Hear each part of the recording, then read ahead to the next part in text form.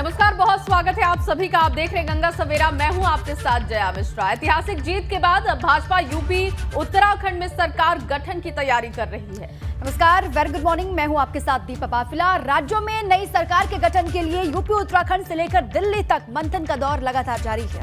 और एबीपी गंगा आपको चुनाव से जुड़ी हर खबर का अपडेट बताएगा, सियासत से जुड़ी हर तस्वीर और उसके मायने भी समझाएगा।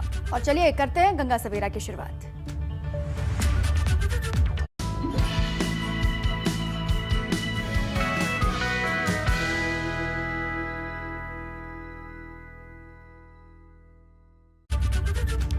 और आगे बढ़ते हैं। सबसे पहले बड़ी खबर है उत्तराखंड सीएम को लेकर दिल्ली में हलचल बहुत तेज है। आज का दिन उत्तराखंड के लिए बेहद महत्वपूर्ण होने वाला है।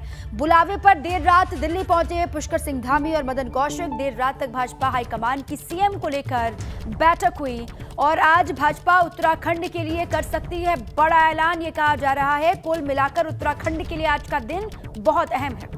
बिल्कुल। और शनिवार को अचानक उत्तराखंड के कार्यवाहक सीएम पुष्कर धामी और प्रदेश अध्यक्ष मदन कौशिक को दिल्ली बुलावा आ गया, जिसके बाद दोनों नेता देर रात दिल्ली भी पहुंचे। लेकिन पार्टी की तरफ से इस बात को गोपनीय रखा गया कि हाईकमान की बैठक कहां पर की गई। अभी तक ये साफ नहीं हो पाया है कि देर रात चले मंथन का क्या निष्कर्ष निकला है, लेकिन माना जा रहा है कि आज का दिन उत्तराखंड के लिए बेहद अहम होने वाला है। आज कुछ बड़ा हो सकता है, बड़े फैसले हो सकते हैं। सीएम का चेहरा कौन होगा, ये तस्वीर साफ हो सकती है। और एक और जहां उत्तराखंड के कार्यवाहक मुख्यमंत्री पुष्कर सिंह धामी और उत्तराखंड के भाजपा के प्रदेश अध्यक्ष मदन कौशिक को भाजपा हाईकमान ने दिल्ली बुलाया, तो उससे पहले दिल्ली में मौजूद उत्तराखंड के पूर्व सीएम त्रिवेंद्र सिंह रावत ने भाजपा अध्यक्ष जेपी नड्डा से मुलाकात की थी और उत्तराखंड में नए मुख्यमंत्री को लेकर अपना फीडबैक दिया। पूर्व सीएम त्रिवेंद्र रावत ने नड्डा के साथ मुलाकात की और उसके बाद जो फोटो आई है वो देखिए, आपको दिखा भी हम रहे हैं। उन्होंने ट्वीट किया है, ट्वीट के जरिए जानकारी दी है कि वो जेपी नड्डा से मिलने के लिए पहुंचे हुए थे।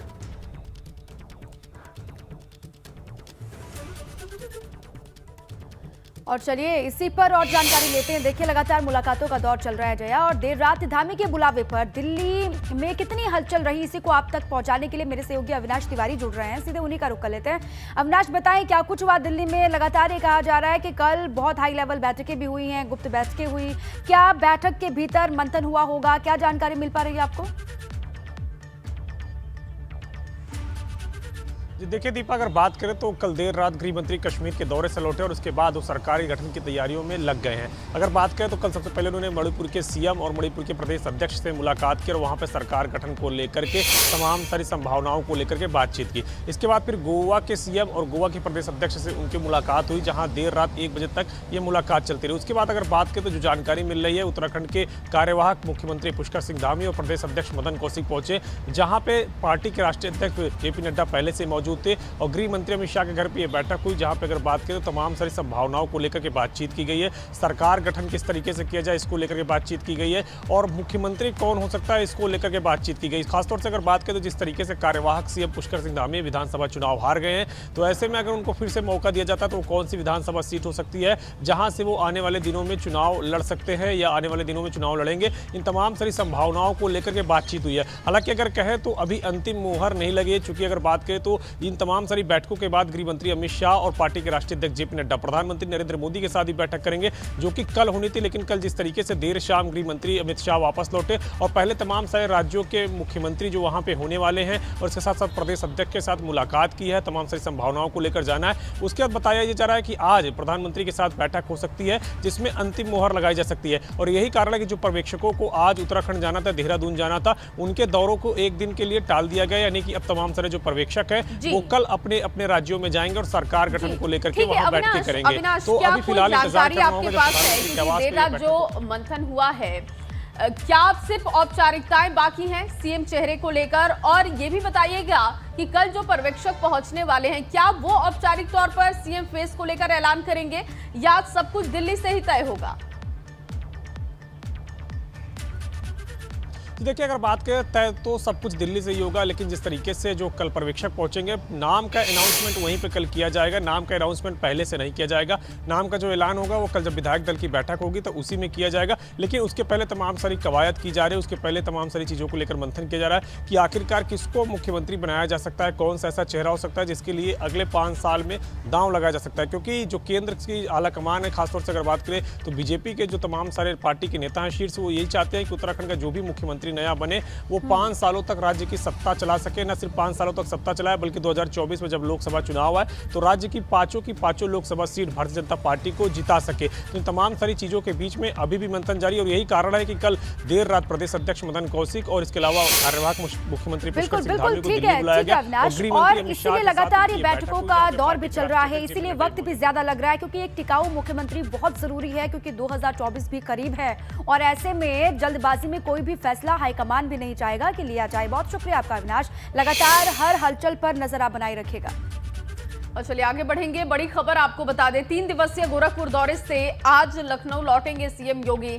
शनिवार को सीएम योगी ने संघ प्रमुख से मुलाकात की थी। मोहन भागवत से करीब 40 मिनट तक उनकी बातचीत हुई थी। नई सरकार के शपथ ग्रहण से पहले संघ प्रमुख मोहन भागवत से योगी आदित्यनाथ मिले और योगी सरकार 2.0 के शपथ ग्रहण में आएंगे मोहन भागवत, क्योंकि न्योता उन्हें दे दिया गया है कार्यवाहक मुख्यमंत्री योगी आदित्यनाथ की तरफ से।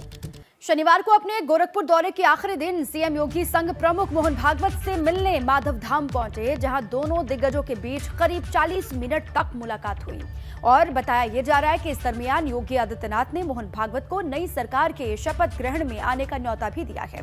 और आपको हम ये भी बता दें कि मोहन भागवत गोरखपुर के 3 दिवसीय दौरे पर हैं। यहाँ वो संघ के अलग अलग कार्यक्रम में हिस्सा लेंगे।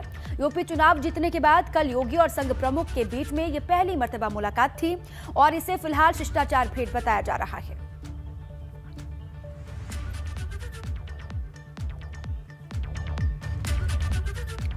और देखिए, जहां सीएम योगी की मोहन भागवत से मुलाकात की चर्चा हो रही है, तो वहीं मुलाकात के बाद माधव धाम से निकले योगी आदित्यनाथ ने एक बच्ची से भी मुलाकात की। एक बच्ची से वो मिले, उसे काफी देर तक दुलारते हुए नजर आए। एबीपी गंगा संवाददाता विवेक त्रिपाठी की ये रिपोर्ट आपको देखनी चाहिए। देखिए, मुख्यमंत्री की फ्लीट ठीक गोरक्षनाथ मंदिर के अंदर प्रवेश कर रही है और यहाँ से काफिला आ गया है और ये सामने सीएम योगी आदित्यनाथ यहाँ पर उतर रहे हैं और गाड़ी से नीचे उतरकर सीधे आवास की तरफ न जाके सीधे मंदिर की तरफ आ गए हैं मुख्यमंत्री योगी आदित्यनाथ और अभिवादन किया उन्होंने। एबीपी गंगा की टीम को अभिवादन किया। ये पहले तय नहीं था और ये देखिए, छोटी सी बच्ची से मुलाकात कर रहे हैं मुख्यमंत्री योगी आदित्यनाथ ने। इस बच्ची को पीठ थपथपाई है उस बच्ची को और छोटी सी बच्ची का नाम पूछा है। ये बच्ची यहाँ पर खड़ी हुई थी, जो इनके परिवार के लोग यहाँ पर आए हैं, दर्शन करने मंदिर में आए हैं।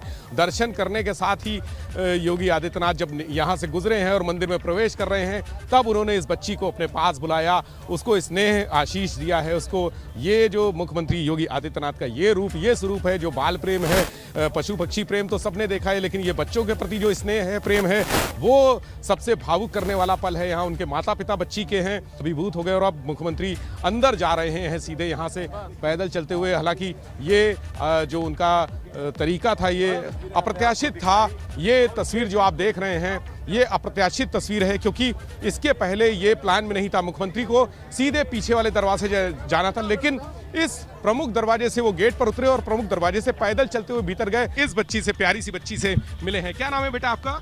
मेरा नाम आन्या है। आन्या, आपको आपने किससे मुलाकात की मालूम है? हाँ, योगी आदित्यनाथ से। अरे वाह वाह, योगी आदित्यनाथ को जानती हैं आप? हाँ। अच्छा, कैसे लगते हैं आपको? अच्छे। अच्छा, क्या करती हैं आप? कौन सी क्लास में पढ़ती हैं? नर्सरी में। नर्सरी में। आप इसकी माँ हैं? क्या नाम है आपका? सुनीता पाठक। अच्छा, तो आपको एकदम से योगी जी आए और मुलाकात कर ली, बच्ची से सर पे हाथ फेर दिया, कैसा लगा? बहुत अच्छा लगा। हम लोग उन्हीं की छत्रछाया में गोरखनाथ हॉस्पिटल में मेरे हस्बैंड काम करते थे आईसीयू में। इस समय वो डिस्ट्रिक्ट हॉस्पिटल में पोस्ट हैं और मतलब हम लोग उन्हीं के आशीर्वाद से सब लोग हम लोग बहुत साल कैंपस के अंदर रहे हैं और अब हम लोग बाहर मतलब रेंट पे रहते हैं। तो मुख्यमंत्री योगी आदित्यनाथ संघ प्रमुख से बैठक करके मुलाकात करके भी लौटे हैं। कल संघ प्रमुख यहाँ पर लंबी लंबी बैठकें करेंगे। जो कार्यकर्ता हैं संघ के, तमाम पदाधिकारी हैं, उनके साथ चर्चा करेंगे, मीटिंग करेंगे और 2024 की चुनाव की तैयारियों के साथ ही आगे जो जीत तय हुई है, वो जिस तरह से मिली है जीत, जिन मुद्दों पर मिली है, जिन वादों पर मिली है, उन वादों को कैसे खरे उतरना है, उन वादों पर कैसे जनता के बीच जाके अपना लोहा मनवाना है, कैसे जनता के हित के लिए काम करना है, ये अगले 3 दिन में संघ प्रमुख तय करेंगे। कैमरा से योगी राजू के साथ विवेक त्रिपाठी, एबीपी गंगा, गोरखपुर। और लखनऊ से एक और बड़ी खबर आपको दे दे। अंतिम दौर में पहुंची शपथ ग्रहण की तैयारी। योगी सरकार 2.0 के शपथ ग्रहण की तैयारियां अंतिम दौर में है। इकाना स्टेडियम में तैयारियों पर तेजी के साथ काम हो रहा है और प्रदेश के आला अधिकारी तैयारियों का लगातार कर रहे हैं निरीक्षण। 25 मार्च को दूसरे कार्यकाल की शपथ लेंगे योगी आदित्यनाथ। भव्य ये पूरा शो होगा, मेगा इवेंट होगा और इसीलिए कोई भी कोर कसर ना रहे, उसी की वानगी आपको हम दिखा रहे हैं। किस तरीके से वहां पर जायजा लिया जा रहा है, जो जिम्मेदार अधिकारी हैं वो लगातार दौरा कर रहे हैं, निरीक्षण कर रहे हैं और 25 मार्च की तारीख ऐतिहासिक होने वाली है। आगे बढ़ते हैं। सपा विधायकों की बैठक का बदला गया है टाइम और 21 मार्च की जगह अब 26 मार्च को ये बैठक होगी और 26 मार्च को अखिलेश चुनेंगे विधायक दल का नेता कौन होगा। और यूपी सरकार के शपथ ग्रहण की वजह से टाइम को बढ़ा दिया गया है। 26 मार्च को होगा सपा के विधायक दल के नेता का ऐलान। देखिए अब 26 तारीख को ऐलान किया जाएगा। 26 मार्च को अखिलेश चुनेंगे विधायक दल का नेता। यूपी सरकार के शपथ ग्रहण की वजह से टाइम को बढ़ा दिया गया है, ये जानकारी मिल रही है, ये संभावना जाहिर की जा रही है। पहले ये बैठक जो है 21 मार्च को होनी थी, लेकिन अब 26 मार्च इसका वक्त बताया जा रहा है। 25 मार्च को शपथ ग्रहण होना है। शपथ ग्रहण जब निपट जाएगा उसके बाद अखिलेश भी चाहते हैं कि वो भी अपनी बैठक करें।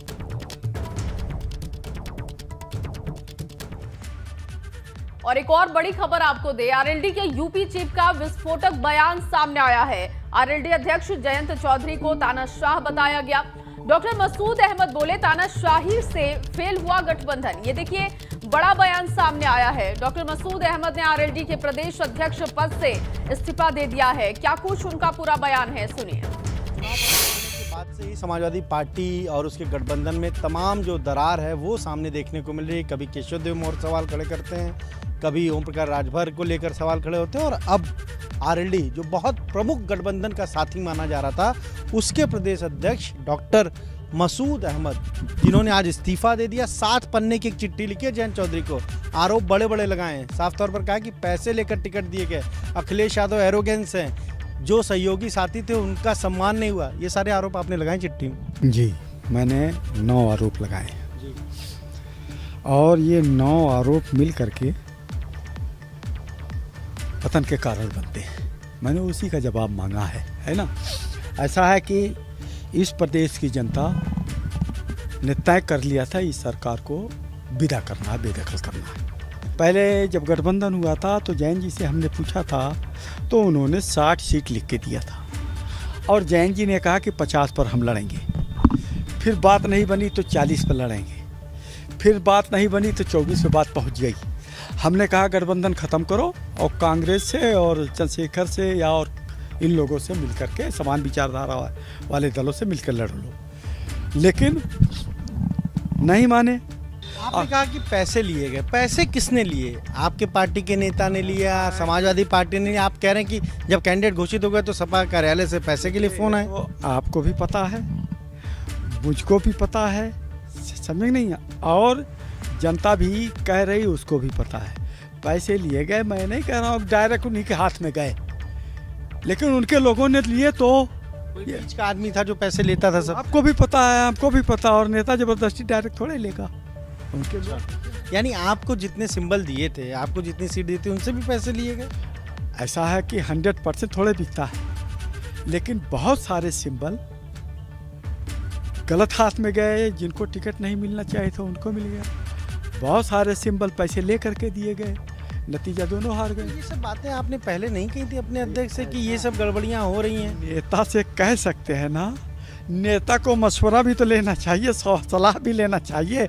अब नेता मशवरा नहीं कर रहा है, सवाल नहीं कर रहा है, लखनऊ चले आ रहे हैं, पता नहीं चल रहा है। तो कई बार हुआ है, 1-2 बार तो हमें खुद वो मिले तो एयरपोर्ट दौड़ दौड़ के सलाह दे दें, लेकिन जितना संभव हो सका हमने बहुत सारे नेताओं ने, बहुत से सारे कार्यकर्ताओं ने सलाह देने का काम किया, समझ, लेकिन नहीं हो पाया, तो क्या करें।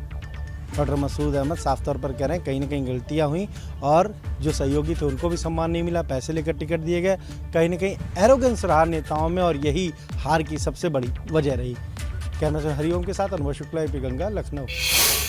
चलिए खबरों में आगे बढ़ेंगे। बड़ी खबर आपको बता दें, जेपी नड्डा से केंद्रीय मंत्री अजय मिश्रा टेनी ने मुलाकात की है और यूपी जीत के लिए टेनी ने जेपी नड्डा को बधाई दी है।